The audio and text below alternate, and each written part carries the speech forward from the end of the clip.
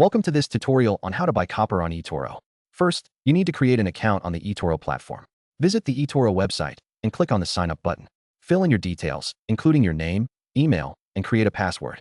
After registering, you will need to verify your identity by submitting the necessary documentation. Once your account is set up and verified, you can deposit funds. Navigate to the deposit section and choose your preferred payment method.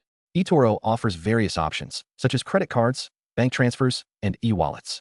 Enter the amount you wish to deposit and follow the prompts to complete the transaction. Remember to consider any fees that may apply for your chosen method.